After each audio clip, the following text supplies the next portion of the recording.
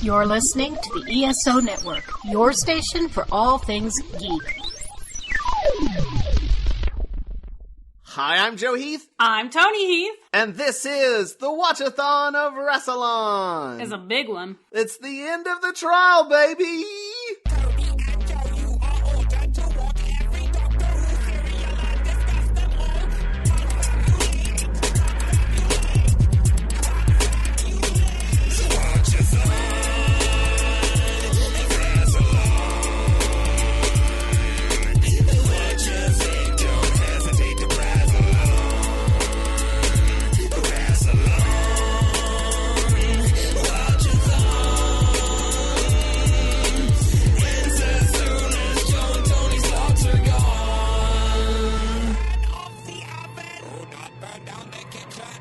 Today we're going to be talking about the fourth and final serial of the 23rd season of Doctor Who, The Trial of a Time Lord, Part 4, Episodes 13 and 14, The Ultimate Foe, Parts 1 and 2.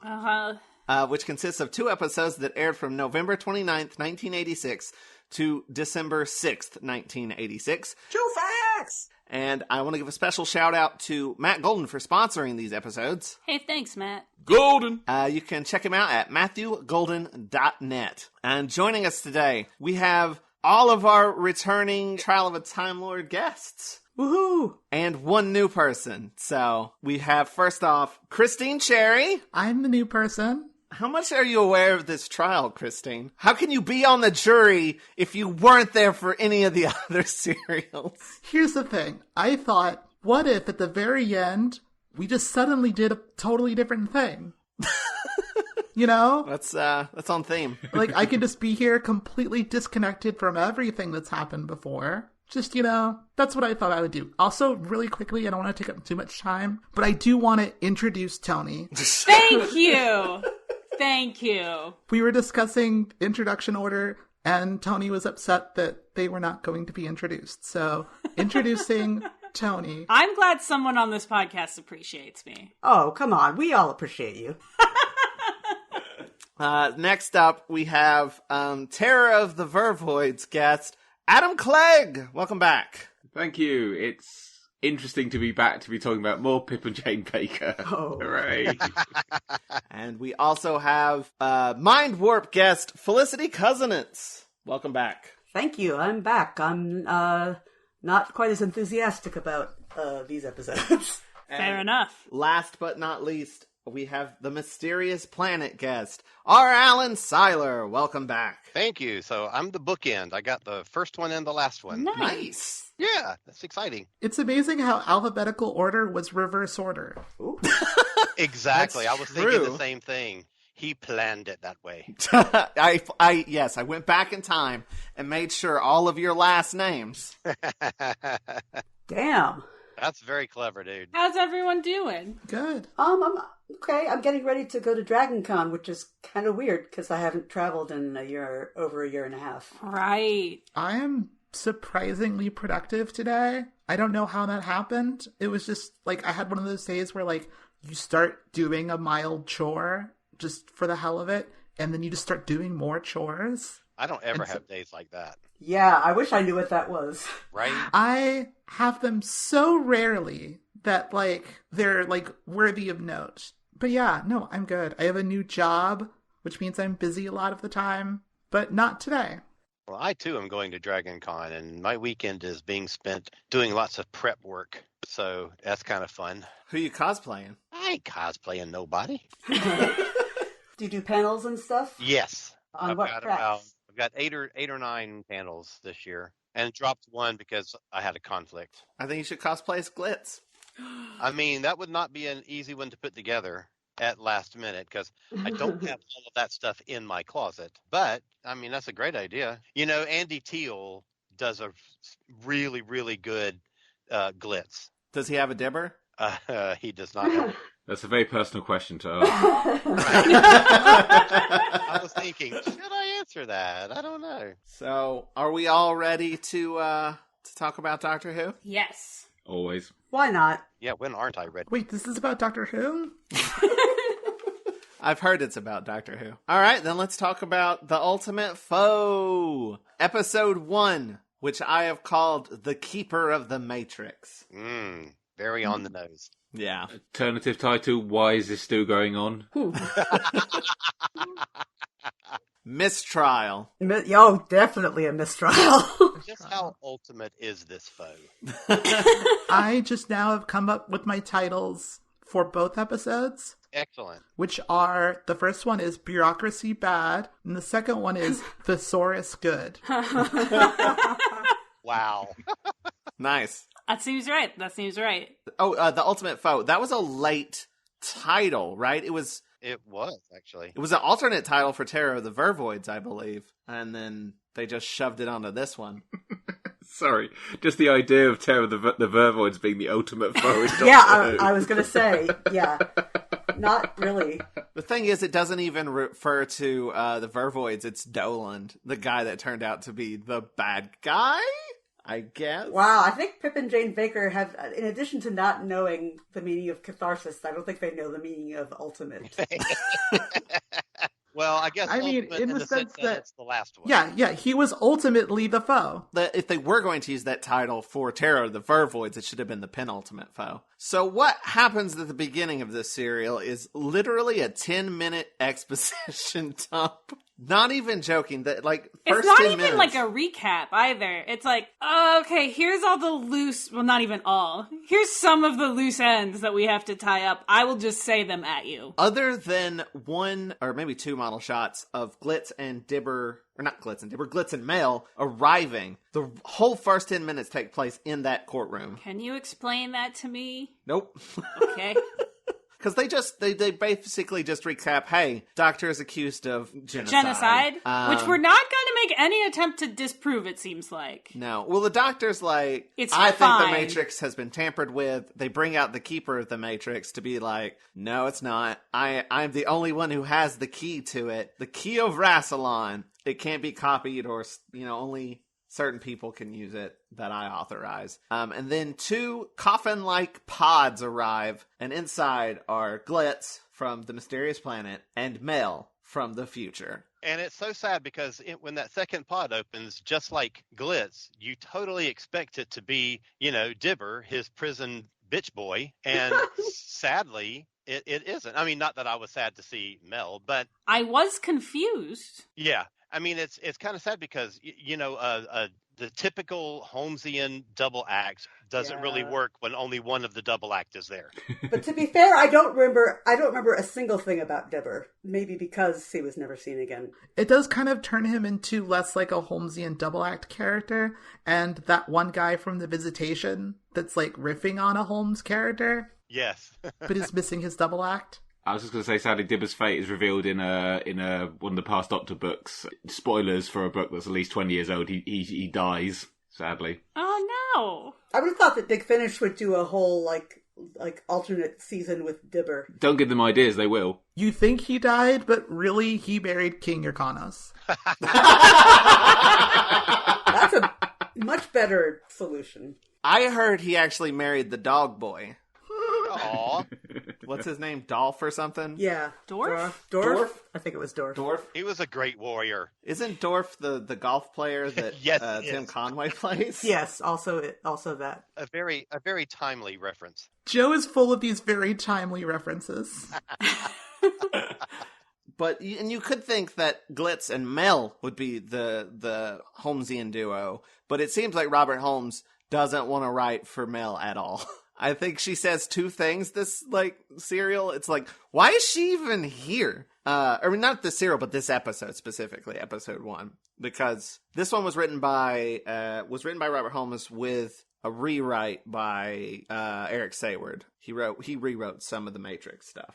There was a whole sequence recreating not a Jack the Ripper murder, but it was something similar that they kind of decided not to use. So he did some rewrites on it, but it was mainly a first draft that was left when Robert Holmes passed away. So there was still some work to do to flesh it out, where he only left the bare minimum of notes for the second episode. And then Eric Sayward sort of did his own second episode and rewrote the first episode to sort of match it.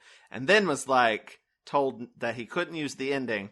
So he said, fuck all y'all. Can't use any of my stuff. Last episode he ever script edits. I think the last episode he's ever credited as, because I don't think he's credited on the end of in the last episode. Probably not. I don't know. I never thought to look for that, but no. I had a look and I didn't see his name pop up. So we're in what I call the Pip and Jane Baker era, because there's no script editor on Vervoids. There kind of isn't on Time with the Rani. Andrew Cartmel comes in later on that. So we have this short episode run apart from the Robert Holmes episode where it is the Pip and Jane era. I've never thought about that before. I really of like all the that. authors, of all the writers not to edit. Or maybe the whole problem is because they were not sufficiently edited.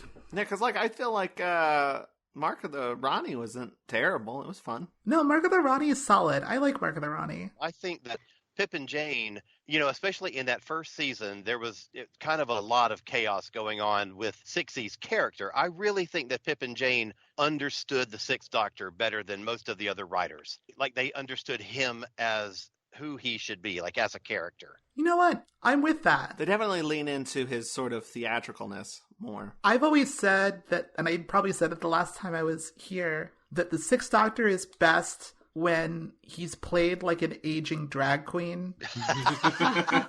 That sounds like something you would say. But I agree. Yeah, I agree. Which Colin Baker did do when he played Marlena Dietrich in a musical sketch. Yeah, I know, and that makes sense. But there's this sense of he's really good at kind of being very imperious, but tired and kind of set in his ways. Yeah, I mean, I think he's a good actor. I think he shows in this whole season that he's a good actor, but he was, the writing and JNT's opinion of who this Doctor should be is what let him down. He's the real Jodie Whittaker of the classic Doctor Who, isn't he? Yeah, I could see that. Because there's definitely parallels with him and Capaldi, too, where they start out much darker and much more abrasive and sort of loosen up and become friendlier and warmer as their tenure goes along. But I feel with Colin Baker, it's a bit more by accident than anything. Well, that was the plan, wasn't it? Yeah, that's what they say, but I always feel a bit of the whole, he was going to be like an onion, they peel back layers. It's the kind of thing people say after the fact. Does that make sense? Because there's never any sense in his era, and particularly in this season, of anything being planned. That is a great point.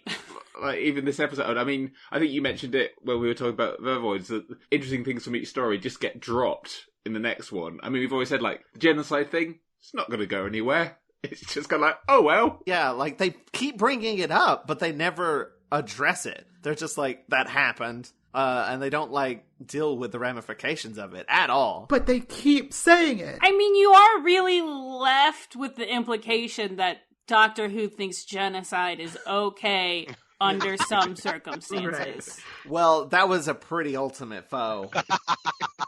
It's a little bit, do I have the right? Yeah, I guess I do. Sure. What if that's what the ultimate foe isn't the Valyard? It is, again, the Vervoids, because they do come back in the last episode. They show that footage again. So that's the real ultimate foe. The real ultimate foe is genocide. Well, that's the solution to the real ultimate foe. Now, oh God, that's what they're saying, not me. We've got to shut this down real quick. That's what they're saying, not me. That's what Pip and Jane believe. Good Lord. Yeah, no, I just I saw it and I was no, thank you. So, anyway, back in this episode, Gliss and Mel have just arrived, and they pop in, and the Valyard's who the fuck are these people? And the Master appears on a screen behind everybody in the most low-key performance I've ever seen him do. He's just oh yeah, I brought those guys in to help out. I'm here to serve justice. He's also bored by the exposition, and he's the one giving it. He's come on guys, plot forward. It almost reminds me of William Hartnell's limited appearance in The Three Doctors. He's obviously, ill and can't participate much. But yeah, Anthony Ainley just seems I don't really care about this. He's probably I don't even understand the words I'm saying. Yeah, there's no way that this wasn't handed to him 30 seconds before they started rolling. Correct. Here, sit in this chair, look at this camera. He's reading cue cards.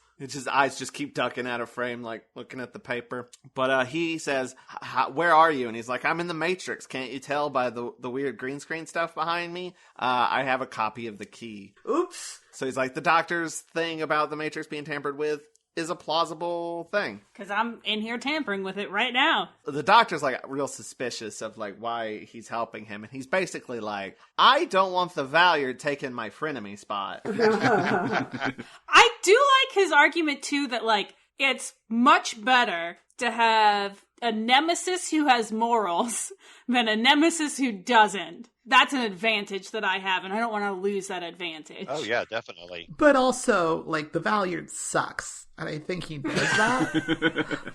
It's like, this isn't a fun dynamic. The Master and the Valyard button heads. Who cares? And then the Valyard tries to discredit Glitz from being a witness because he's a criminal. And then Mel says, I'm not a criminal. I'm truthful, honest, and boring. Which fits in with the tone of what we've seen in this episode up to that point. That's not even an exaggeration. She literally describes herself as boring. She's hiding something. People who do that absolutely got a dark past. You know, like, yeah, I'm dough. I'm boring. Fetish club? No, you've never seen me in one of those. It's like, And then the doctor questions Glitz, and Glitz just starts rambling about all this stuff from the mysterious planet that I'm pretty sure 95% of the audience at the time had completely forgotten. I mean, I watched it not that long ago and I had forgotten. Have y'all watched on the Blu-ray all the stuff that was edited out of the previous episodes? Because all that stuff does come back. They mention the sleepers, and they mention Andromeda, and they mention all this stuff again in Mind Warp and the Vervoids to keep it fresh in the audience's mind, but it all got edited out. So you're right. Yeah. By the time you get to episode 13, no fucking nobody remembers what was said about the stupid sleepers, 7-8 weeks ago. I mean, it's a completely unworkable situation. That's really interesting because I haven't seen the Blu-ray, so that makes sense that it is mentioned before. No, I haven't. Yeah, I don't have access to it either. Yeah, you really should watch it with all the edited stuff. And there's a ton of edited stuff out of Mysterious Planet. And it's interesting to watch it with all that stuff put back in place because some of the stuff that we see makes more sense. Yeah, as it is right now, like, the stakes have not really been established. Like, even when, like, the reveal is like, oh, the Time Lords did a bad thing. But it's, like, unclear what the bad thing was. Like, they moved Earth, but it was also, like, no one cares. You know what? It's about 50% off on Amazon right now. I think I'm gonna buy it. The Earth? No, the Blu-ray, sorry. Typical. Jeff Bezos goes to space and look what happens. Oops. I mean, because by moving it, if I remember Mysterious Planet correctly, by moving Earth, the Time Lords, and we were just speaking of genocide a moment ago, Time Lords kill billions, surely, because the fireball, like, engulfs the Earth. There's, like, only a few tribes left. And this is going to be something else that we see Colin Baker be really angry in his speech at them. Like, one of his probably classic TV moments, one of his best moments. But that's not going to go anywhere. By the end of the story, he's like, all right, I'm off, bye. It's like, these people murdered billions of people. Are you not going to do something more? He's like, all right, see ya. Basically, well, who among us hasn't committed a genocide? That's kind of like cast the first stone, right? Exactly. I would have respected the episode more if it was more explicit about that. Or if they just kind of looked at each other like, all right, we're cool. We've all made some mistakes. We both did a genocide that cancels each other out. We can't be mad at you, you can't be mad at us. But the basic gist of everything that's said in this is that Glitz says that the sleepers were taking stuff from the Matrix. The High Council caught on and used a magnetron to move the Earth and its constellations? Remember, Robert Holmes doesn't know what constellations. I feel like Classic Who uses constellation to mean solar system. You're right, Christine. I think that they do that in the Fifth Doctor era, too. In the same way that they say time zone to mean a thing that's completely unrelated to our concept of time zones. But then they renamed it Ravalox to cover their tracks. And it is also what caused What the does fireball. moving accomplish? The spaceship sent to pick up the secrets misses it, which is kind of hilarious when you think about it. It's just like goes past because they've moved it like 5 inches to the left, and it just wouldn't it have been easier just to move the spaceships? The spaceships. You think so? Yeah, that solution seems so oversized. Or shroud the Earth and its constellation in some way, like put a big curtain around it or something so that they can't see it. Well, I mean, in fairness, Russell T. Davies does have the Earth moved again, so someone thought it was a good idea. It's not even the first time in Classic Who that the idea of moving the Earth has been brought up, because it was also the Daleks were going to do the same thing. I like the Daleks, though, were just going to put an engine in it. Hollow it out. That's a very interesting point, because all this stuff that we're talking about is very Terry Nation, because Terry Nation used to use things like solar system and galaxy and constellation interchangeably, like he didn't know what any of them meant. They just sounded spacey, and that's exactly what this reminds me of, is those old Terry Nation things. And then moving the Earth around is exactly a plot point from Terry Nation as well. There's a sort of almost religious quality to the fear that the Earth will not be in the right place in the heavens. Well, we are the center of everything, you know. I mean, yeah, it's an expression of that anxiety. We aren't in the right place because we ought to be in the center. Yeah. The Master says that the High Council made a deal with the Valyard, aka the Doctor, to tamper with the trial, and in exchange he'd get the remainder of the Doctor's regenerations. He says it so casually that I honestly missed it. Right, it goes by. I have so without many you questions really even about catching this. it. And had the Doctor not stopped and come back to that, did you say the Doctor? Yeah, he says the Valyard, or as I've always called him, the Doctor. Blah, blah, blah, blah, blah. Wait a second. Right, exactly. Me too. Oh, well, don't expect any answers, because there aren't any.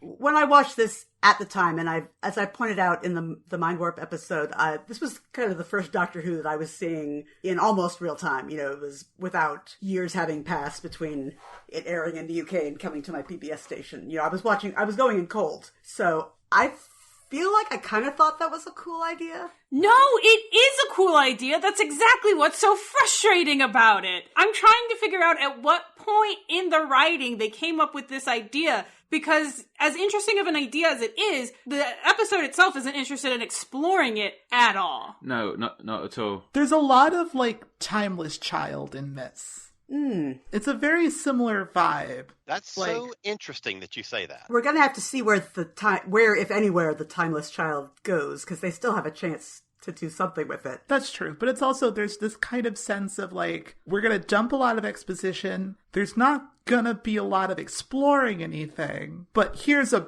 big canon-changing thing that we're just going to tell you. And then we're going to run around in the Matrix. Right. And the interesting thing about that is that, as everyone knows, Chibnall, as a snot-nosed 16-year-old, he was on a TV chat show after the end of this season, and he basically criticized the entire season and the people who created it and said they were shitty writers, and, you know, the audience could not follow this. And he is literally committing the same things on his show that he criticized Doctor Who for. It's fascinating. It is. He has literally dug his own grave. It's almost, he just this keeps is almost shuffling. Greek tragedy. This is almost Oedipal somehow.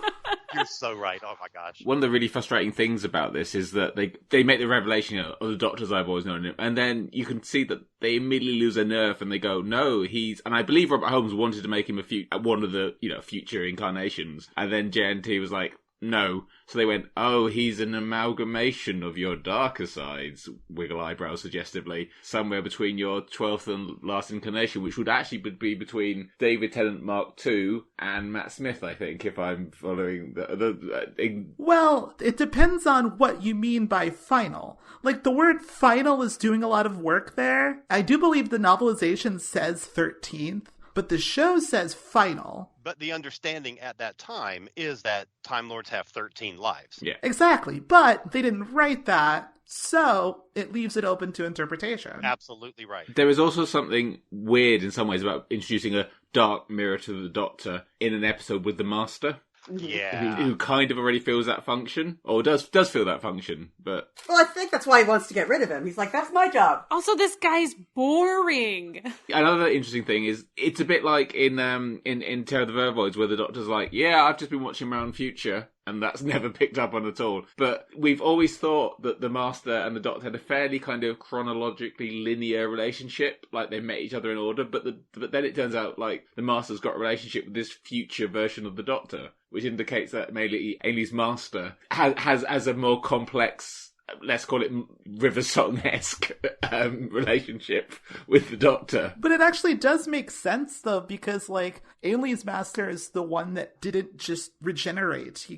He stole a body. Perhaps, like, the minute that you steal a body, you're no longer in Time Lord sync or something. Yeah, that's interesting concept. He's now running on Android. I don't think you should ever actually be in Time Lord sync, though. If every one of them are time travelers, the potential to meet any person at any point in their life exists. But I think that's why. I think, like, there's probably, like, a sense of, like, because that's possible, there's a lot more work, like, about keeping in sync. Or Backstreet Boys. Yeah.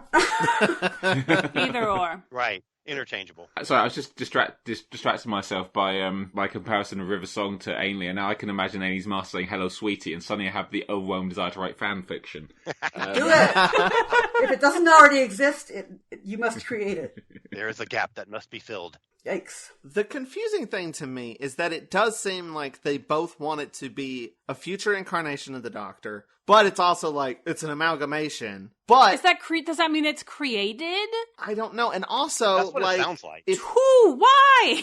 If it is a future incarnation of the Doctor, and they're going to give him the rest of the Sixth Doctor's regenerations, how would he turn into the Valyard if, like, Six just doesn't regenerate? Also, don't they just have them? I mean, I guess this is not a thing that's been established at this point. Because sometimes it seems like the Time Lords can just give regenerations all willy-nilly. Yeah, because they did offer the Master that in the Five Doctors. And that was a big addition to canon. Well, ever since early Tom Baker, you were under the impression that Time Lords naturally had 13 lives. Right. Now But it's something that is imbued upon them by the High Council of Time Lords, apparently. Guys, I don't think Doctor Who makes sense.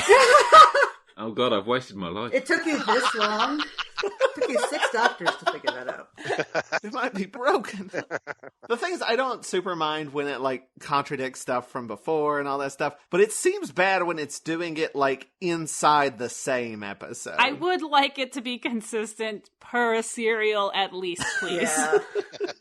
I mean, it's more the frustration. Like you, I don't mind when Doctor Who contradicts itself. It does it all the time. That's half the joy of the program. I'm not that fussed on having like a tight continuity, but despite the rumours, but it's annoying when they don't explore the ideas. Yes. And there's so many actually really interesting ideas in this episode that, I mean, okay, fair enough, you know, Robert Holmes died. That's quite inconvenient to explore. But given how the rest of this series has been, even if he, you know, lived and written the final episode, I'm not sure things would have been explored or followed through properly. Well, you know, there's kind of a history of introducing an interesting plot point and then doing nothing with it. And the interesting plot point lives only as a sentence that's said by an actor on screen. Like in Ark in Space, the Wirren were basically hollowing out human bodies and laying eggs in them. And you don't get any of that in the story. It's just one sentence that's said. And another one is the Dalek story that Peter Davison did, where it's like they were cloning Tegan and Turlough, and they were going to send them to Gallifrey to do something with the High Council and kill off the High. And that's so interesting. Do that story instead of just making it a throwaway line in a larger story that's okay. I mean, that's the same story where I believe it's like, yeah, we've cloned all these high-powered people in the Earth governments, and Davison's Doctor at the end is like, oh, they'll probably fail, it'll be fine, and just goes. Just like, yeah, whatever. It's like you're telling us that there's a super interesting story here, but you're not telling us the story. You're giving us like the side events instead. And I think it gets to the heart of what's wrong with Trial as a whole is that, you know, in the meta context of what's happening, Doctor Who was on the verge, or was, depending on who you believe, cancelled. And so this is your chance to make your big statement about you coming back. You're like, this is what Doctor Who is. You know, that's literally why they did a trial, because they were on trial, which is either a very brave idea or a very stupid one, depending on how generous you're feeling. But there's no statement about what Doctor Who is. And that's, I mean, I lay that at, I mean, I know Saywood likes to blame JNT for everything because JNT is completely dead, so can't be on the making of documentaries. But Saywood, has, in his interviews, has never given a coherent philosophy of what Doctor Who is. He's like, it's an action adventure show, and that should have consequences. That's not a fucking. That's not a mission statement. Philosophy behind a show. That's Blake 7. You know, but less good. And it's like Terrence Dicks. You can describe Terrence Dicks' daughter. Terrence Dicks' doctor. I almost keep saying daughter. I'm very tired and I've had a long weekend so far. Because you've got Never Cruel, Never Cowardly, and you can look at his stories that he wrote, and you go, okay, that's his doctor. You describe Robert Holmes' doctor. You can describe Andrew Cartmell's Doctor Who. But Eric Saywood's is like, there's guns, people die. It's very dark and gritty. But not adult. But there's not a sense of like a vision for what the show could be. I actually think Eric Saywood's episodes aren't that bad. I think they're kind of interesting, but they also seem less interested in the Doctor. It doesn't seem like he cares about writing about the Doctor at all. He just likes doing the stories around it. Yeah. I mean, it's during the making of this story that he quits and goes to Starburst magazine and gives an interview which he slates Colin Baker. Oh my gosh. Really goes, not just him, I mean JNT as well, but really goes for Colin Baker. And there's a reason you'll never get Colin Baker and Eric Saywood on a Blu-ray commentary together, or even around a table talking. And because he said he never liked Baker, and he's like, I quite like Peter, but I didn't like. But he's not even that keen on Peter Davison, really. But he's just really vicious on Colin, unfairly so, because it's like, look, mate, you were writing the scripts. Yeah, and he also didn't like Bonnie. Like everything that happened during this season, he just got more and more uninterested in and angry about. To be fair, I feel like, Bonnie did seem like stunt casting at the time, certainly. And that's what JNT was known for. Mm-hmm. But I think I dislike Perry so much that I liked Mel in comparison. Worked really well in the Vervoid story, though. I thought she was really good, and they paired up really nicely. I would love to have seen more of Six and Mel. It's just nice to see the Doctor and his companion get along. There's a thing, I think, that with Mel, where like Mel is perfect for a version of the show that they are not doing right now, but is about to exist.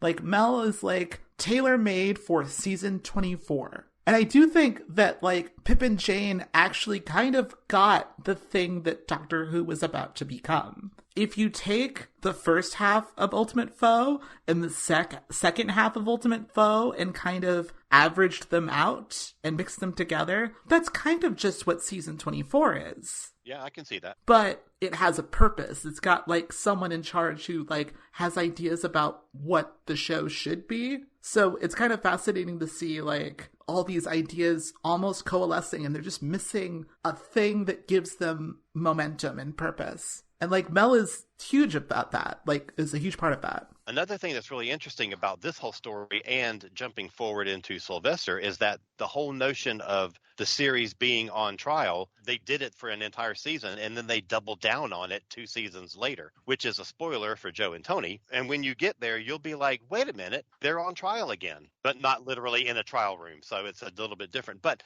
it's exactly the same thing. And I think it's fascinating that 2 years later, they're still worried about the same problems. Maybe they have a more consistent view of what the issue is then. Well, it'll be interesting once you see that story. I won't tell you which one, to kind of think back on this whole season and compare how it was done in that story as opposed to the way that it's hashed out in this season. Back to the trial. It's over. The trial is basically over because the Doctor's like, you can't have the same person be prosecutor and defender. And then the Inquisitor's like, yeah, you can. And the Doctor, and there's the dumbest shot, and I love it so much. It's so fucking stupid. Oh, yes. It is so bad. Where the Doctor just goes, what? And in the background, the Valier just runs behind him like a Right. Scooby-Doo villain or something. I don't know. Nobody noticed him leaving his podium and running around the room. Like, did anybody think, where the hell is he going? Hitching up his robes and just like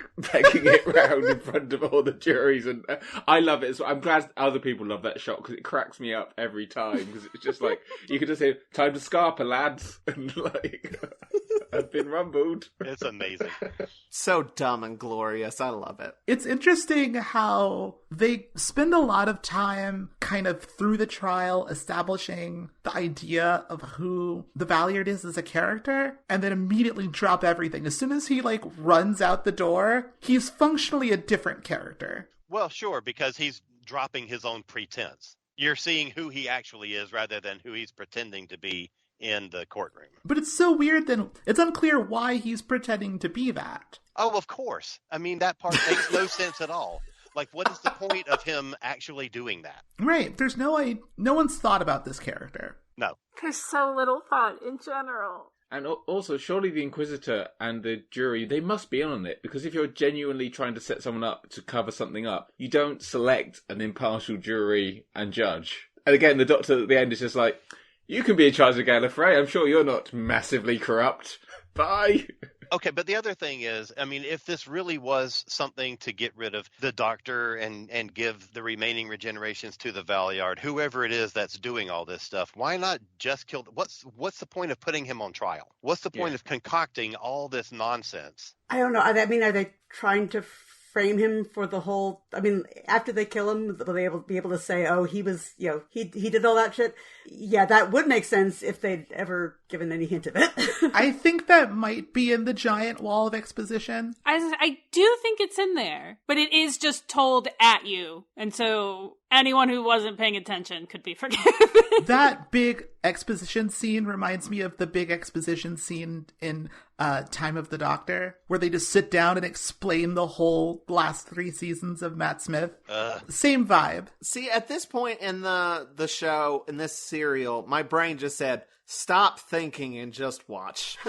And that's how I got through it. I mean, that's what works for most of 80s Who, as much as I do love it. I mean, there is a theory, I think it's Elizabeth Sandifer writes about this for Ultimate Foe, that if the Valeyard is like the real dark side, the opposite of the Doctor, and if you take the idea that the Doctor is essentially a chaotic character, like turns up, break rules, kicks things over, disappears, then the Valeyard is someone obsessed with laws and rules, and that's why you've got all the signing of the contracts, and that's why that's really important. And it's kind of there maybe in the Bob Holmes script. It definitely disappears by the time he's talking about particle disseminators in the next part. But that's quite an interesting idea that maybe that's kind of what they're aiming for. That's why there's a trial, because it's got to be done properly. That would be a tie-in with like the whole bureaucracy angle we're about to get into as well. This sort of okay, but this is wild to me of Law and Order, I guess. We've got so much shit to wrap up. It's only a 2-parter to wrap up an entire season, and we're about to just spend so much of it in a completely different world. Yeah. Because that's what happens next. The Valeyard runs through the 7th door, which is like some really cool like rainbow glass. And he goes into the Matrix. Like there's a physical door into the Matrix. And the Doctor follows him and drags Glitz along for some reason. Not only does he drag Glitz along, he very specifically is like, I'm taking Glitz, Mel, you stay here. To be fair, he doesn't know Mel. That's true. That is fair. Like, he's spent more time with Glitz than he's spent with Mel. And he knows that Glitz is a conniving manipulator and will work well in the world in which they're going. But, like, Mel wants to go and Glitz doesn't. He acts like he knows Mel later, too. Like, he's like, there's a bit where he's like, I knew like, this whole thing was fake because you wouldn't have acted that way. I'm like, how would you know? You watched one tape of her, and now you're an expert on Mel. You've literally seen her in person for like 5 minutes. You wouldn't do that. You're boring. But they basically land inside the Matrix, which is like Victorian London. They hear evil child laughter and singing of, well, not child laughter, it's the Valeyard laughing, and there's children singing songs, like, which is just sort of generically spooky. The Doctor sticks his head over a barrel thinking Glitz is in it for some reason, and some hands pop out and grab him. It's just so weird, and it's like you've had all of this exposition dump and all these interesting ideas, and then suddenly just this shit happens, and you're like, what the fuck are you doing? Yeah. It's not bad on its own. It's just confusing. Yeah. This is some pretty standard Doctor Who stuff of like, we're gonna just make fun of bureaucracy for a little bit, and it's like, all right, if this had started here, I'd probably be on board. Here, now, I don't understand. So Glitz arrives, he doesn't really say the Doctor's already pulled himself out, but he gives him a note from the Master. It just says, this is the Valeyard's base. Go there. And it's the Fantasy Factory. And it just illuminates, and it's just this big neon sign that says the Fantasy Factory. Glitz doesn't want to go, but the Doctor's like, you'll be fine. And then a door opens up, and just a harpoon just flies out and stabs Glitz. He's fine. here's a fun little fact. After Rose broadcast, they already had season 1, series 1 in the bag. And after Rose broadcast, the BBC went ahead and commissioned series 2 and 3. So they knew that they were going to have at least a 3-year run of the modern show. So they started working on building dedicated studios for Doctor Who and for other productions like Torchwood. The initial name that they wanted to give to the new studios was the Fantasy Factory. Aw. Nice. That's kind of fun. You were correct in your assessment of that fact as fun. I'm so glad it lived up. I was temporarily possessed by the ghosts of Pip and Jane there. We briefly cut back to the trial for a minute because they're just like talking, just chit-chatting with the master. And they're like, how much of this was true since the Matrix has been tampered with? And he's like, most of it was true. The genocide, definitely true. Most of it is true. And then he says, but Perry, the fate of Perry is not true. She's actually married to your Kanos now. Which is so gross. It's gross. The Master has a better idea of what was happening in Mind Warp than Philip Martin did. Yeah.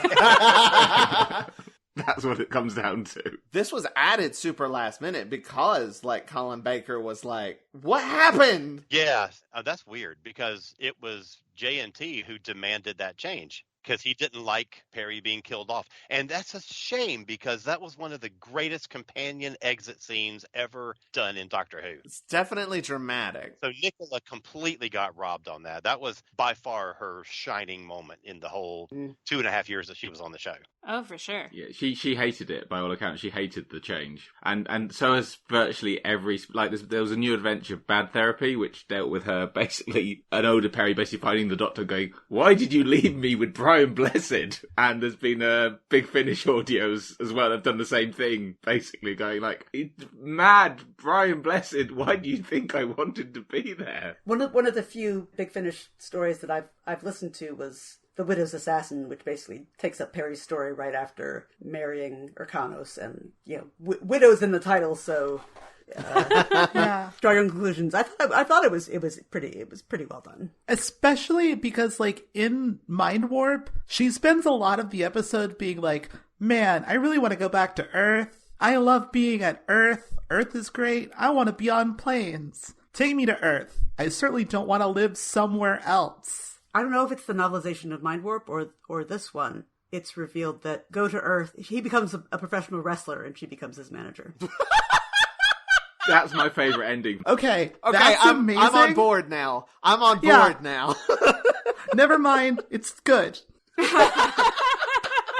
See, I actually don't... I think both endings, like, if you do the Mind Warp death ending, I'm not a huge fan of that. I'm also not a huge fan of this ending, but I will say I think the Mind Warp ending is at least dramatically more interesting. Oh, yeah, by far. I do think, I keep comparing this to New Who, I kind of feel like the Mind Warp ending is like the Face the Raven ending, where, like, it's really well done and it's very well executed, but I don't think it's satisfying for the character. And it's not meant to be. And so, like, it is an ending that's begging for something else. Just not the thing that they did. Not a flashback with a rose-tinted edge to it. The Doctor and Glitz enter the Fantasy Factory because Harpoon did nothing because he was wearing armor or something. And they talk to a Mr. Popplewick. Mr. Popplewick. And they're like, we need to talk to J.J. Chambers, because J.J. Chambers is who's supposed to, like, own the factory. And they're like, well, you need to have an appointment. And, like, he just does a whole bunch of, like, you gotta follow the rules. And then they're like, let's just bypass this and just go into the office. And they go into another office that has another Mr. Popplewick. I thought that was pretty funny. And then it's just this whole big, long, like, it's just the Sunmakers again. It's just Robert Holmes being an old grumpy man complaining about bureaucracy, which is great. But then there's a bit where the Doctor signs away his regenerations to J.J. Chambers in the case of his death inside of the Matrix in order to get a meeting with J.J. Chambers. He goes into what he thinks is the waiting room, but turns out to just be a beach. And the doctor complains about, he's like, where are the outdated magazines? Which I also think is a good joke. Yeah, it's a great line. And he's walking along the beach, and some hands reach up and grab him and pull him down into the sand. That is the end of episode 1. I actually kind of like this effect and everything. It's terrifying and I hate it. There is a bit where it looks like he's like scooching down a little bit, like he's helping it along. Yeah, they could have edited it a little bit better, but conceptually, I think it's great. Yeah, he definitely rolls into the hands at one point, kind of like, ooh, all right, you got a good grip there, guys. We also get a lovely shot up his nose for the final shot of the episode. One last cliffhanger that goes straight into his nostril. Right. Right. And that's the end of episode 1, and we are now into the last episode, episode 2, episode 14 of Trial of the Time Lord, The Catharsis of Spurious Morality. That's what I call it. That's original. It's the dumbest line, and I love it. So it immediately the tone of this thing just gets wonky. We see the doctor's feet just sticking up out of the sand, kicking back and forth like a cartoon character. And I feel like Blitz's character is suddenly like way more stupid. And he comes up and he grabs the doctor's feet and he just pulls his spats off, those little orange things. And then he hears the doctor basically saying, like, everything's fine. And he's like, oh no, a voice from the grave. And then the doctor says, or a grave voice. And then rises up out of the sand and says, bad joke. But that's all this is a bad joke. That shot of him rising up out of the sand, that's legitimately cool as hell. It is cool. I like it. They did it backwards. He had to learn the line phonetically backwards. Wow. So he's I almost called this episode Bad Joke backwards. I was going to spell it out, but I didn't. Ekoj Dab? Like they did it 3 times. He just they dunked him under the sand. He loved doing it too, apparently. He's like, that was the most fun part of filming this thing. Movie magic. I will say about the tone shift between these 2 episodes, as someone who's written multiple exquisite corpses with you, Joe, the experience of going from these 2 episodes is so familiar to me. It is so evocative of the experience of reading an exquisite corpse script, because that's literally what this is. There's even a corpse. R.A.P. Mr. Holmes. Yeah, because didn't they have to write this in a weekend? They literally got given Pip and Jane got given the script. I mean, as much as this may frustrate, but they got given the script. Don't read it. You can't look at any of the notes about what was going to be the second episode. Can we have that in 2 days? And it almost hangs together for something written that quickly. They literally had a lawyer in the room with them to watch them to make sure they didn't make reference to anything that Robert Holmes had left behind. Wait, really? Yes. That's amazing. Eric Sayward said, you can't use any of my script. I'm taking everything with me. You can't use any of it. And they had to have lawyers to make sure that they didn't reference any of that stuff. So, I mean, this was written really quickly and under unusual circumstances. And Pip and Jane were known in the industry for being fast writers. Fast and reliable. Not good. Pick 2. I will say, I love the tone of this sequence. I really respect the things that Pip and Jane care about, which is that there should be a lot of fun, goofy shit. They are right about that. They're interested in narrative only as much as it is a space to allow them to have fun with concepts and dynamics. I think they actually have a very modern understanding of writing in that way, wherein they kind of look at every Doctor Who story as an excuse to a plot is just an excuse to do fun shit. This is the real time monster sort of vibe. And kind of building a plot around, I really want to do this dynamic. The Mark of the Rani is I think it'd be really cool if there were 3 Time Lords bantering, and we'll build a plot around that. Or I think it'd be really cool if they did a murder on the Orient Express. We'll build a plot around that. And then their next one is built on another kind of story hook. They're the only people writing Doctor Who at the time who are cognizant of the idea of a story hook. And that's kind of how Robert Holmes used to work when he was the script editor. It was the story hook idea. Let's have one that's like Frankenstein. Let's have one that's the Manchurian Candidate. So I think that the story hook is just as important to Holmes as it was to Pip and Jane. Yes, that's very true. It's just they have completely different ideas about what the hook is. Yeah, absolutely. Because the hook brings you back. Right. I'm so angry.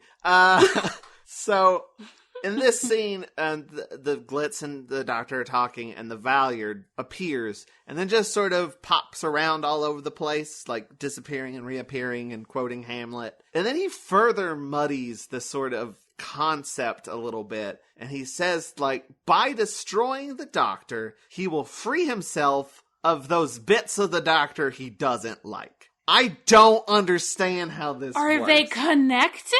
Sure. What is... I don't know what it means. I didn't super pay attention to it when I was watching the scene, because I was just like, this is a neat effect of him just sort of popping up around all the place. But then I read the transcript, and I was like, I don't know if this makes sense.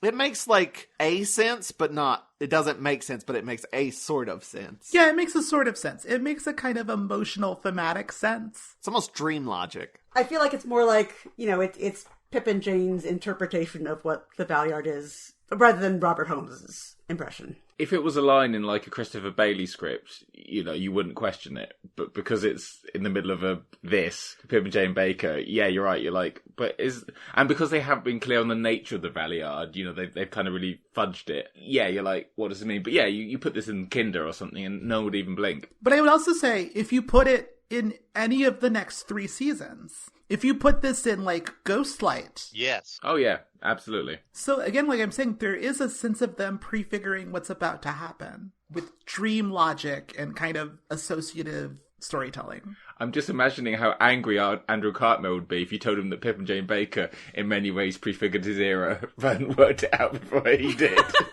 Furious.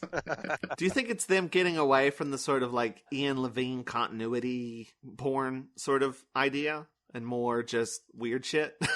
Yeah, and like the kind of the tyranny of plot. But after the Valyard sort of says his bit and then leaves, the Doctor and Glitz run away from some nerve gas that is real for some reason, even though nothing else is. How would you know that is and everything else isn't? Good question. That's just how it works in the Matrix. They run away from it, and they run inside of a big beach hut that is actually the Master's TARDIS, which reminded me a bit also of Chibnall, with the Master having a house. Actually, there's a lot of house TARDISes in Chibnall's era. There's also a bit where Mel is watching all of this and is like, we gotta save the Doctor! And she tries to run towards the Matrix, and she gets tripped by the Keeper. Can I say the Keeper is played by James Bree, who has previously appeared in The War Games and Full Circle. And I wonder if he ever just was sitting around there thinking, I was in the fucking War Games and Full Circle, and now I'm doing this. I'm just tripping up Bonnie Langford. What's happened to Doctor Who?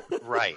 And they only have him trip her so that they can set that up and then do it again later, but she's onto him this time. But anyway, inside the Master's TARDIS, he says he wants the Doctor to destroy the Valyard because, that's what he wants. But he's basically thinking, like, they'll destroy each other. And the Master's TARDIS is really in a goth phase, like to the point where I half expect, with those black walls, and I half expect the Master to turn around and go to the door, you're not my real dad, you can't tell me what to do. And then he plays his music too loudly, so it kind of all goes. Yeah, him and Glitz sort of go into another room, and then just rave music plays and pulsating lights and sounds, and the Doctor pulls a bunch of faces, and the Master explains to Glitz, oh, I've turned him into a zombie. He's under my control now. And so they appear outside of the factory, and they're going to use the Doctor as bait to lure the Valyard out so the Master can shoot at him with the TCE and accomplish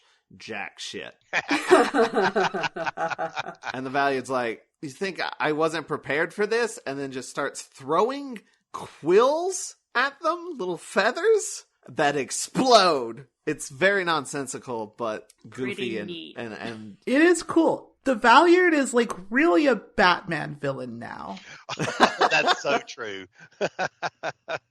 And while like all these explosions are going on, the doctor is just standing there vacant because he's been hypnotized, I guess. And Mel shows up and is like, follow me. And I'm in the shadows and it's weird. And they go back to the trial. I will say that sequence is very well directed. I agree. Yes, it is. It lets you know that something's weird. Because, like, it has to make you feel like it's wrong without saying anything. Mm-hmm. It does a really good job. You're like, what is her deal? Like, something's off here. Especially when we don't know Mel that well. Yeah. They watch the Vervoid massacre. Pip and Jane are like, remember this? Remember when we did this? We brought it back. And here's a weird thing. Okay, so, like, it's not Mel. But this fake Mel does seem conflicted about, like, saying, like, she's like, they're like asking Mel, okay, you were there for this. What really happened? And she's like, doctor, do I tell them? I don't want to get you in trouble. And he's like, tell him the truth. And she's like, he did a genocide, but, like, there was no other option. The Vervoids were going to kill everybody. It was an out of this world But it solution. does seem like that was the actual truth. Yeah. Because It was the actual truth, yeah. yeah, the doctor never disagreed with that. Of all the things that, like, they say, you know, was the Matrix was lying about, this one was never in question. And also, but it just also is like, Mel is supposed to be like, that's not really Mel. She's tricking him. But she's still just acting like Mel. And like, Well, you don't want to be too suspicious. Yeah, no, it's got to be convincing. Right, because this whole thing is basically taking place inside the doctor's mind, and they're convincing him that he should give himself up and lead himself away. They think they are anyway. He's on to him, but that's their point. They declare him guilty and that he's going to be, his life is forfeit. And then we pull back from this and we're back into the real trial. That's a nice shot. You have the shot of the trial and you pull back and you see the trial. That was awesome. That was one of my favorite moments of the whole episode. And Mel's like, we gotta save the doctor. And she runs and the keeper puts his foot out. And then she just shoves him and takes his key and goes into the Matrix. I actually thought that maybe this was going to be a reveal that he didn't actually do the genocide. But no, he still did it. Because the thing is that, like, the doctor hasn't actually experienced Terror of the Vervoids yet. So I think it could have been interesting if, like, the doctor was like, well, I probably had a good reason. Sort of accepting that, like, that is a thing that I am capable of doing. And I don't know that I didn't do it. But, like, I might do that. So I might as well, like, punish myself for the thing that I feel like I am capable of doing. And then having the reveal that actually, no, you didn't do that. It's almost Day of the Doctor in a way. Also, can you punish someone for something they haven't done yet? I mean, I guess, like if you're planning on it. But, like, if, that's different than what is happening here because of time travel. But There's a whole Prince song about that on the Batman soundtrack. It's called Electric Chair. It's an amazing song. A lot of Batman. There's also, you could just... It's unclear if the Time Lords have precogs. Ooh, yeah. Well, at least until David Tennant. Then they have one. That's true. They do have that one precog. Sorry, just to go back. So we're establishing that Pip and Jane Baker were a definite influence on Prince, right? Yeah, Yes. absolutely. Yeah. Well, it's concurrent. So, like, it was a conversation. Pip and Jane on one end, Prince on the other. You give ideas, you take ideas. It's You say collaboration. we can't consult Robert Holmes' script, but you never said we couldn't call Prince. So the doctor is literally carted away on a cart, just standing up in it, too. Very dramatic. Like, it's going through that Victorian London era. And the real Mel rushes up and tells him this is an illusion. And he's like, don't say that. And then the cart disappears and he falls down. And he's like, I knew it wasn't real because I know you, Mel. You said stuff in the trial you wouldn't have known. And he was just going along with it to lure out the Valyard. And there's a really nice shot where the camera just sort of whips around and, like, he's, like, saying some shit about the Valyard, and he's like, that'll lure him out because I'm, like, attacking his nature. The camera just, like, swishes around, and there's, like, a low angle of of the doctor with the big fantasy factory sign behind him. It's a really good shot. Yeah, it really is. Also, that does remind me, to be fair to the episode, it's not that he knows Mel as a person, it's just he literally knows Mel was not in the room when a certain thing was discussed. Yeah. But he specifically mentions her trait of having, like, total recall as well. Right. But I think they mentioned that in Terror of the Vervoids, Yeah, he would right? have seen that in the VHS that they watched. They should have been reading the novelization. It's a real Mel Brooks idea. So the Master, meanwhile, tries to hypnotize Glitz into leading the Doctor to the Valyard, which the Doctor wants to go to the Valyard anyway. Like, they had the same goals. He's, like, doing the little, watch thing where and it doesn't work. The Glitz is just like, oh, I bet I could get a lot of money for that watch. And he's like, okay, how about this? And he pulls out a big treasure chest, and he's like, yeah, I'll work with you for that. I do like this scene a lot. Hypnotism will not work. Treasure, however, yes, please. Then there's a weird scene. So the Doctor's like Doctor and Mel are sort of going around inside, I guess, Pavlowick's office looking for clues. I don't know. But there's just a door, and Mel's going to open it, and the Doctor's like, don't open that. And she opens it, and there's a dragon there that breathes fire at her. And then he's like, door. Why? I don't understand the point of this scene. It's so random. I don't know. And then while they're doing that, Glitz is caught trying to steal the memory bank from another Pavlowick's office, I guess. He's caught by Mr. Pavlowick trying to steal the memory bank, which is the same thing we saw on the Mysterious Planet, except this one, I think Pavlowick says the one from Mysterious Planet was a copy or a fake or something. This is the real one. I don't know. It's all the stuff he was trying to steal from Mysterious Planet. Meanwhile, the Doctor finds a list of the High Council, their names written on a piece of paper, and they're all crossed out, and it's all in his handwriting. What could that mean? That apparently handwriting with Time Lord stays the same across regenerations. Everything else changes, but the handwriting consistent. But also, how stupid is it to reveal your plan by having a list of the people you're going to kill and crossing off the names? Prematurely. Don't cross off your chickens. Before they explode. Before they're being disseminated.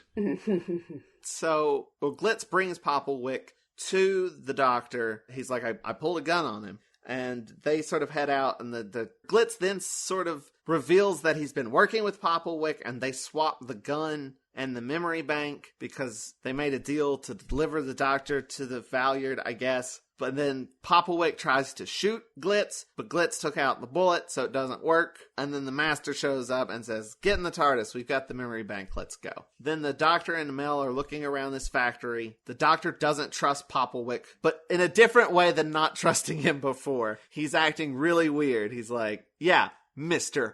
Pavlowick. And then they grab him, they tie him up, and then they just rip his face right off because it's not Pavlowick, it's the Valyard. And they rip his clothes off too. And he's got the robes. Yeah, he's got the robes still on underneath. That's pretty stupid. And he would have gotten away with it too if it weren't for those crazy kids. It's nice to see one of those old rubber masks. Was he in all the Pavlowicks? Yeah, my impression was that he was Pavlowick all along. But, like, we saw multiple Pavlowicks. Was he in both rooms? There is a scene where we do see the Valyard and Pavlowick together. Yeah. It's the Matrix. There can be multiple copies of him. I love the idea that he dressed up as one Pavlowick, and the Doctor, and they just got really lucky. What if they just ripped the dude's face right off? Or, like, he tried to rip off Pavlowick's face, and he kept pulling, and it was just like a dude's face. It's like, oh, I guess not. Austin Powers? And then he sees another one, and, like, he has to go through, and he's like, on the fourth Pavlowick, he gets it. I like the idea that he tried to dress up as him, and they fucked up. And that's why there were two in the same room. And they just, like, he had to really quickly be like, nope, that's just how it works. It's in the Matrix. Fooled. It's a trick. Fooled ya. It worked. So they tie him up, and that stops his ability to teleport? They're magic ropes. You know, they're kind of like, they're like Wonder Woman ropes. Sure, why not? Even though the Doctor previously told Mel not to open a door, she just runs and opens a big door that has, in giant letters, danger on it, but it's fine because it's got a megabyte modem in it. Do we think this is the bit that was written at 3 a.m. on a Saturday night when they were desperately trying to put this together? Like, Yes. And they're like, what's a computer term? Monitor? No. Keyboard? No, we need something else. Give me 2 computer words that are alliterative. It doesn't have to make sense. They just have to be alliterative. So when Mel was introduced, her basic character outline was that she's from Peace Pottage. She's Wait, a I'm computer confused. Wait, hold programmer, on. Mel was introduced? You know, like to the press. At no point was I introduced to Mel. A character like brief that JNT wrote. Was that she's from Peace Pottage and she's a computer programmer and she's into the health scene. And this is literally the only thing that we get from her that says anything about being a computer knowledgeable person. I think in JNT's outline, there's something about the idea that she met the Doctor, because, you know, we never see how she met the Doctor originally, while stopping the Master committing financial fraud. And I was like, oh, that would have been a thrilling episode of Doctor Who. Stock market manipulation. There's also a really gross thing in that outline as well, which is that she's one of those feminists who... She's a feminist until things are hard. Oh. Yeah. Boy. And then she's suddenly like, I need help when stuff gets tough. Imagine wanting to be treated equally, but also needing support of some kind. The hypocrisy of it all. But it turns out this megabyte modem is also, or I guess instead of, I don't know, it's a particle disseminator. Whatever that means. It disseminates particles. It says on the tin. That's what it says on the tin. And they realize that the list is a hit list and that the Valyard is going to kill the trial through the Matrix screen in the trial room. Because it's like directed at it. It's going to beam. This through is the such a screen. convoluted plan. Yeah. It's the same plot as Ring, isn't it? If you watch the screen, you'll die. Couldn't he have just hidden a bomb there while he was in the trial room for several weeks?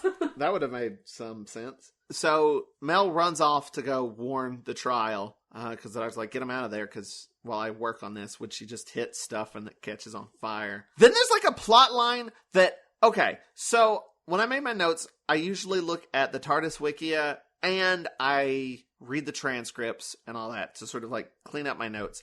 The TARDIS Wiki mentions a thing that does not happen in this episode, but does happen at this moment. There's a bit where they say the Master set up this thing. He's been, in the TARDIS Wiki, it says the Master has been showing the people of Gallifrey this trial. Like, he's been showing it to people. And then, at this point in the story, the Keeper runs up to the Inquisitor and says that there's a bunch of insurrectionists are running amok in Gallifrey or whatever, which is a result of that. But that setup is not in the episode. Mm-mm. Is it in the novelization or something? Yeah, it's so unclear. Also, that's a wild idea that, like, talking of ideas that are just casually thrown out in, like, a couple lines of dialogue, the idea that there was an insurrection on Gallifrey that does not matter. No, like, nothing really happens from it. It's not set up, it doesn't pay off, and it's just barely mentioned here. To be fair, that is my experience of insurrections. It's just like a month or two later and you're like, so we're all done talking about it? All right. Do you think, Gallifreyans were leaving comments on the internet about the trial going like, this is thematically all over the place. I don't like this plotline. I'm confused. Are you confused? And the Master's trying to get an insurrection to go, and they go, yeah, but what did happen to Perry? And he's like, for God's sake, insurrect. It's also sort of interesting that, like, they spend a lot of time, there's a whole giant speech, which we didn't really talk about that much in the first episode, about how awful the Time Lords are and how terrible, like, the whole system is and how corrupt everyone in this government is. And then there's an insurrection and it's like, well, we don't want that. Right. No, but it's very clear that we should keep this government in power. Yeah, that anger at the society just isn't there in that second episode at all, is it? It just vanishes. It's such a mess. Then the Master calls in and gloats and says he controls the Matrix now. He plugs in the memory bank into his TARDIS, and then immediately, like, Glitz and the Master just slow down and turn black and white. And he's like, it's the I don't even remember what he says. He says some, like, ridiculous, like, some phlebotinum stuff. It's the overthruster, and then they slow down. They're turned into a missing episode. They're then put in a cupboard in Hong Kong for, like, 30 years. But Mel runs in, warns the council, and they rush out. Most of them do. The guards get out of there super quick. They're just immediately like, yep, bye! I'm not even gonna maybe even think this might be a trick. The doctor fiddles with the device and the screen explodes, sending out little squiggly blue electrical things. And he's like, haha, I've defeated your device. And the Valyard is like, no, it's gonna feed back into here and kill us, you idiot. And the doctor's like, oh, and just runs out, escapes. The factory explodes and little electrical bits run over the Valyard as he presumably dies. Presumably. And then the doctor runs into the trial and they're like, you're pardoned. Everything's fine. You want to be president again? Huh? Well, before that, he's also told that Perry is okay, and they play some reused footage from Mind Warp. And he's very touched that she's okay. Which, as stupid as it is to leave her with your Kanos, I do appreciate, like, the doctor being happy that she's okay. Okay, but is he not concerned about her in the least? Does he not think, does she want to be stuck with your Kanos? You don't understand. They were smiling at each other in the picture, in the footage. So it's fine. It's fine. Don't think about it. It's fine. But BBC standards, they're married. He's used to people. He's used to his companions marrying random dudes after knowing them for 5 minutes. Oh, Joe. I was thinking of Leela, actually. Yeah, Leela. I was thinking of Susan. We're not saying there's a pattern here in Doctor It goes Who all the way back. It's turtles all the way down. It used to be in the 20th century, but BBC guidelines were like, if a man and a woman look each other in the eye for more than 10 seconds, that's the equivalent of through sex. So that's why companions used to go around just looking at the ground, worried if they made eye contact for too long, they'd have to leave. That shot of the two of them is from the scene right before she goes to get shaved. That's her leaving the cell. But isn't it framed in sort of like a fuzzy? There's like a pink art? mist around it. Yeah. Yes, it is. So stupid. I like to think she got married to Brian Blessed, but she still had, I can't remember the character, but the other brain, and they just didn't realise. Oh, yeah. Kiv. Yeah, still Kiv in Perry's body, just like... Married to your Kanos. But yeah, then they're like, hey, do you want to be president again? Like, you're cleared, you're all free. We know you did a genocide, but presidents do that. Do you want to be president again? And he's like, nah, I think you should do it. That'd be great. You got my vote. He leaves, but he's like, just one last thing. Do whatever you want to with the master. I don't give a shit. But Glitz is probably all right. Be a little lenient on him. They leave, and Mel is like, we got to get you back on that carrot juice. And he's like, carrot juice? Maybe I should just go back and take the presidency. And then they leave, and the TARDIS fades out as he says, carrot juice, carrot juice, carrot juice. Famous last words. It's not exactly, it's the end, but the moment has been prepared for, is it? Right. Well, the moment had not been prepared for. No. That is true. So the doctor says carrot juice, carrot juice, carrot juice, and that's the last we see of him. And then never returns. And thus ends the Colin Baker era. I don't know what any of you mean, because in Time in the Rani, he has a great regeneration scene. I'm just going to look knowingly at the camera now. That's the end of Colin Baker, though. It is not the end of the serial. We get one more scene. The Inquisitor's like, everybody break up, trial's over. Keeper, do what you need to do to restore the Matrix, get whatever you need. And the Keeper's like, sure. And he turns around, looks dead in the camera, and it's the Valyard. And he just, ha ha ha ha ha. What does that The mean? Well, nothing in terms of the longevity of the show, because they never come back to it. Just imagine how it must have looked to the other Time Lords there, where he's just like, why is the Keeper just laughing into thin air? And it's also, like, unclear, like, do they see them? Are we just seeing him? What if it had been the other guy? Popalik. What if it had been Popalik? That'd have been awesome. Actually, it should have been the Rani. It's also worth pointing out the Doctor leaves with Mel, who he hasn't met yet they're acting like well-established Doctor and companion, but he has not met her, or she hasn't met her, or however it bloody works. But I did look it up. that the Perry and Urkanos becoming wrestler and manager is in the Mind Warp novelization, thus spoiling the fact that Perry lives. Although no one's reading those in order who hasn't seen the serial, I guess. But there's a bit in the end of the Ultimate Foe novelization in which the Doctor returns Mel to her proper time. Oh, okay.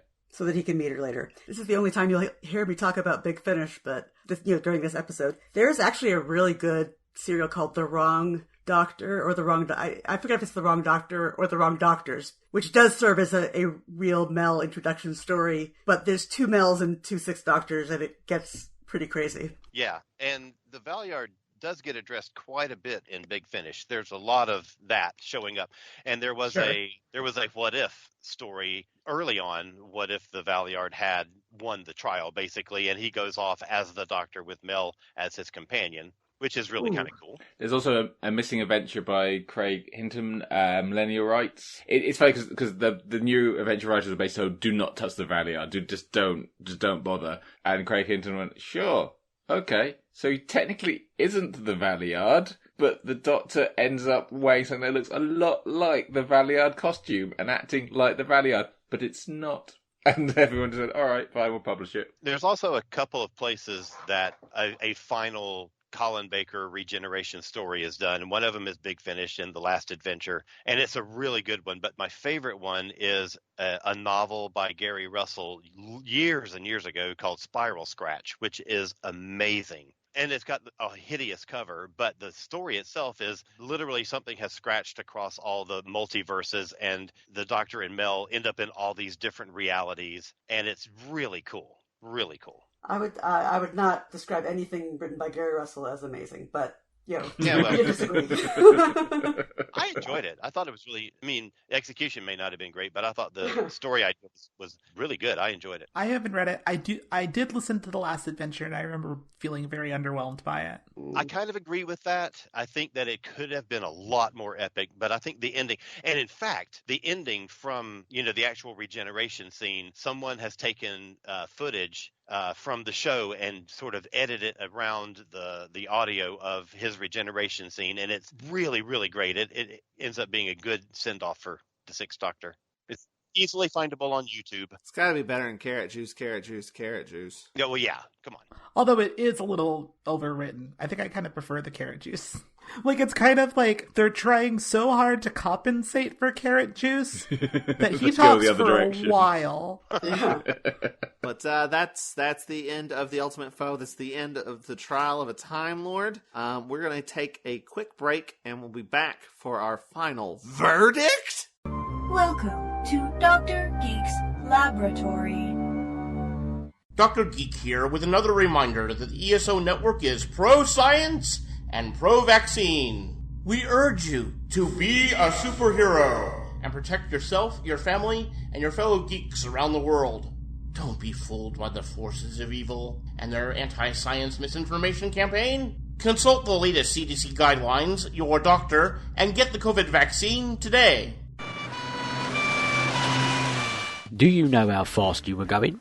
Sorry, officer. 1 episode every 2 weeks? 2 weeks. Did you also know you're carrying a dangerously heavy load? Yes, sir, we do. We've got interviews, fight nights, film discussions, Desert Island DVDs, and lots more. I think we've got to take you down to the station. You do not have to write anything, but it may harm the Cosmic Pizza podcast if you do not mention, when questioned, something you later wanted in the promo or feedbacks. Anything you do say may be used in said feedback. Cosmic Pizza podcast is not about the cosmos, all about pizza. And we are back. Tony, Yes. do you know what time it is? Is it judgment time? Yes. Final thoughts. Alan, what is your final thoughts / your final verdict? I really, really love this whole season. I know it has its problems. There could be a sense of me loving it in spite of itself, but I absolutely do love this season. And I really enjoy this last story, even though there's a lot of stuff that you can point out as problematic, and, parts of it don't make any sense and parts of it don't always line up with what happened earlier in the season. But I can sit down with the Blu-ray and start at the very beginning and watch the entire season straight through and love it. in spite of the problems. So my verdict is it's innocent. Not guilty. I don't know. Not guilty. It seems like your verdict is that it's a guilty pleasure. I have zero guilt about my pleasure in this season.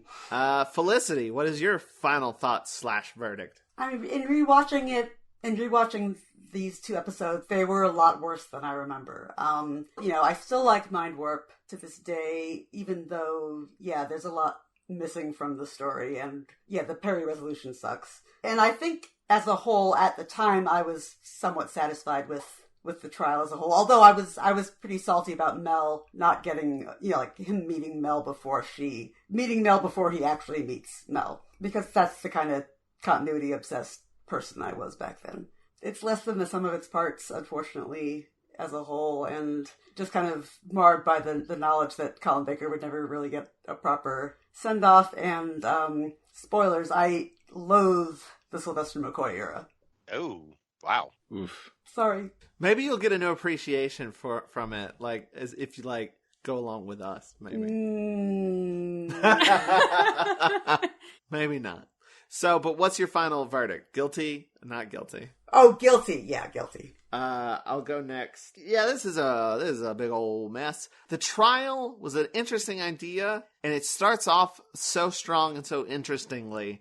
And every episode is dropping some cool stuff, and then they all just sort of it just all falls apart. They have no idea what they're doing, and I don't blame them for it because some weird shit went down. You had Robert Holmes die, and then you had Eric Sayward quit, and then you had 2 days to just write a script. So yeah, it makes sense why it all fell apart. I do think just on its own, there's some interesting ideas. There's a lot of interesting ideas in this, and there's some good scenes in this. I do like this being pulled down into the sand. I like some of the Matrix stuff. I don't super care for the 10-minute exposition dump at the beginning, but they're every episode of Doctor Who, there's stuff to enjoy here. But mostly, it's just kind of. It's not even it's bad. It's not it's terrible to watch. It's still fun and enjoyable to watch, but it is just, none of it makes sense. It's all it just feels very rushed. So I would also have to say guilty. Toni, what's your final thoughts / verdict? I would really love to see a version of this season that was made not in a blind panic / apathy. Because, and it does seem like those were the 2 modes. Either it was people who were I don't know, just get it done. Or it was weird shit keeps happening. Because I do really like a lot of the ideas. When we started this season, I think it was the first 2, we loved them. And then everyone was kind of it's diminishing returns. Because we were these are interesting questions. And they're actually having the show be on trial. That's an interesting idea. But then you gotta do something with it. You can't just be anyway, now we're in a old Jack the Ripper story that's not gonna have Jack the Ripper in it because of reasons. Do you know what else, too? The Valyard is one of those characters who, if you're only really into New Who, or at least this was true for me, when I had just started watching it, and you are only kind of aware of Classic Who, I feel you're still aware of the Valyard and the Ronnie, because people are constantly anytime a new character is introduced, it's oh, do you think it's the Valyard? It's probably the Valyard. Or it's the Ronnie. That character should have been the Ronnie. Constantly. Especially for the first 5 years. Yes! And from that, I kind of expected the Valyard to be a bigger deal. And Christine, I think you kind of said the reason why this was, which is that the Valyard is a better piece of lore than an actual executed character. I do want to say I think the actor's doing a good job. Oh, yeah. I think he's good. He's competent. The Valyard is one of those things that Russell T Davies made up for the Time War, where it sounds really evocative, but you could never see it. Right. But I think that really sums up a lot about this serial specifically and the whole season. Is yeah, the Valyard, that's an amalgamation. What a cool idea. Unless we look at it, or, at all. For 60 minutes. And then it all just kind of falls apart. So what's your final verdict? I would say guilty, but it deserves restorative justice instead of punitive justice. Nice. Wow. All right, Adam, what's your final thoughts / verdict? Well, I'm not quite sure what this is guilty of because I'm not sure what it's trying to do. Yeah, I mean, I think I'm going to repeat myself a little bit from what I said when I was talking to you guys about Vervoids, in that I am fond of this season, but I would never dare recommend it to anyone until they were in too deep to Classic Who to back out. There are things I like it. There are interesting ideas for all the stories. And there's a lot in these 2 episodes, like the idea of somebody's past being put on trial by their future. That's a really interesting idea. A kind of dark version of the Doctor who isn't the Master, and how does that make him different? That's an interesting idea.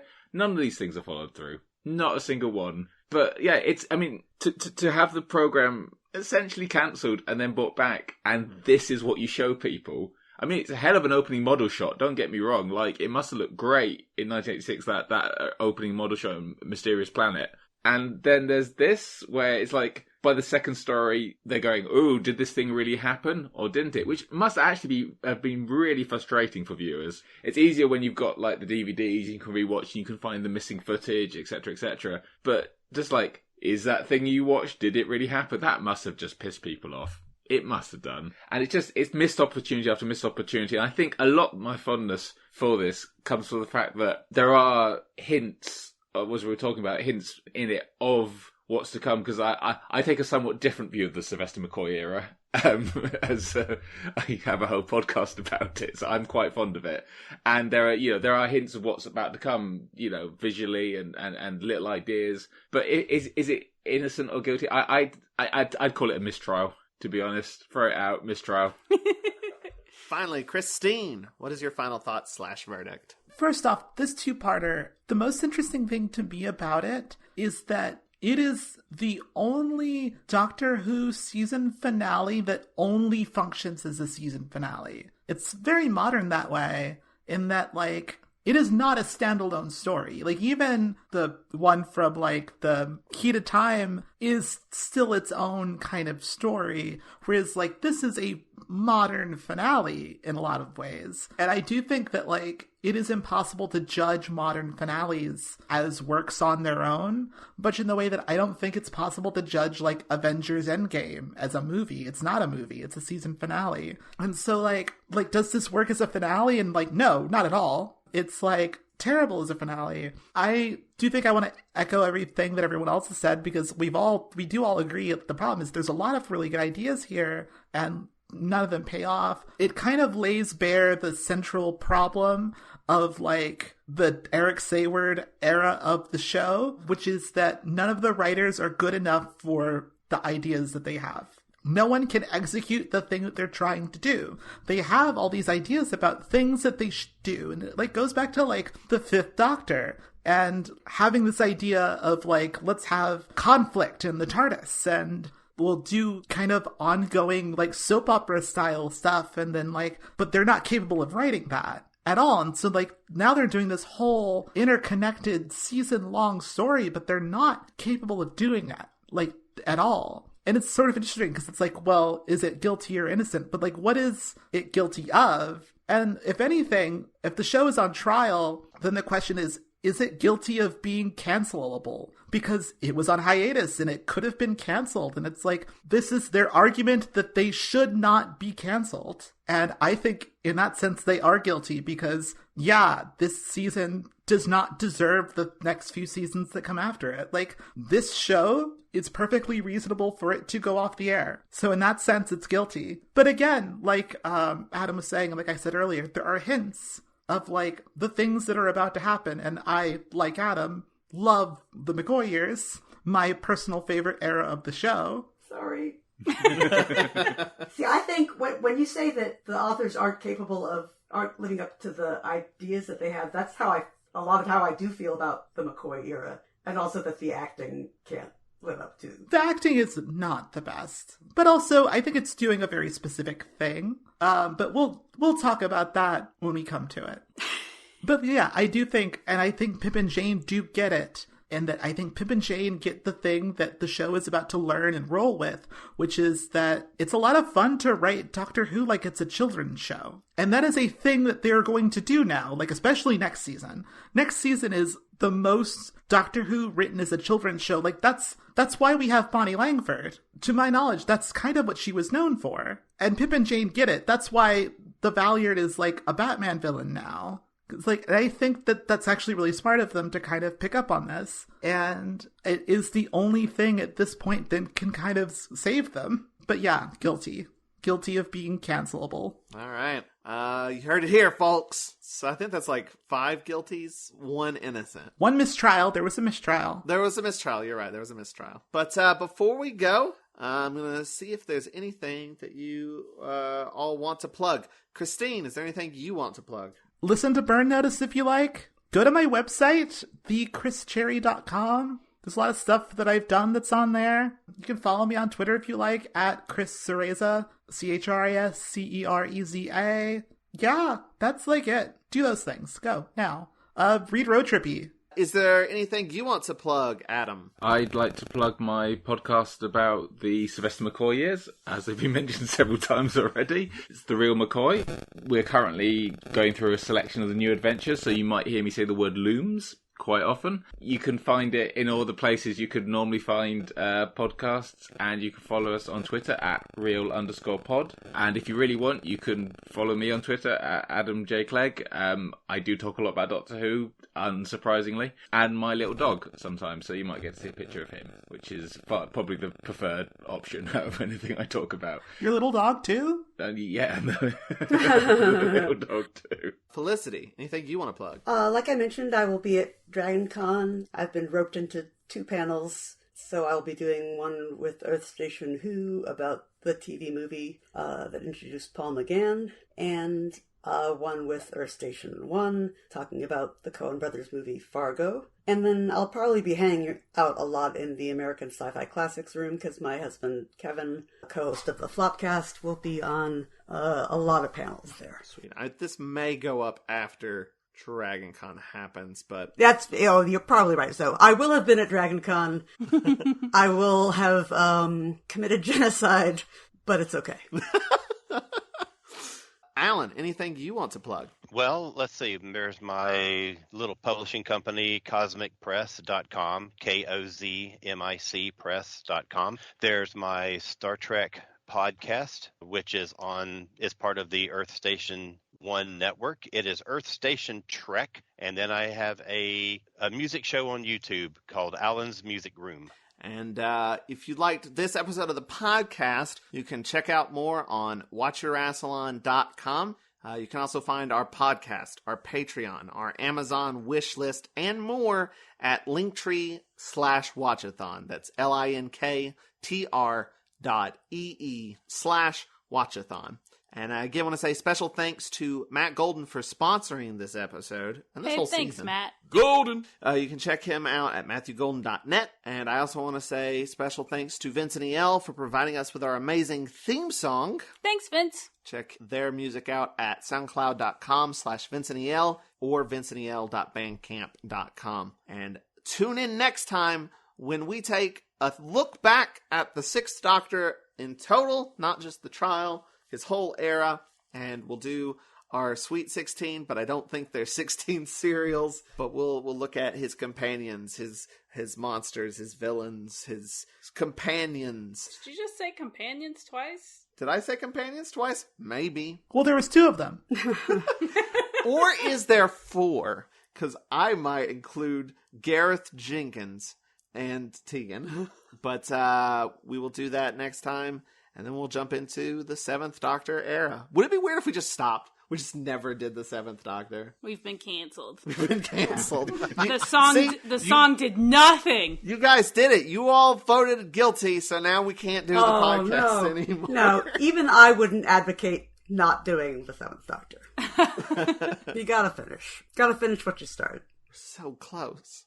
But until next time, keep calm and wrestle on. Goodbye, and I love you in a platonic, parasocial way. And you guys say bye however you want to. Bye-bye. Bye. Bye however you want to. carrot juice, carrot juice, carrot juice.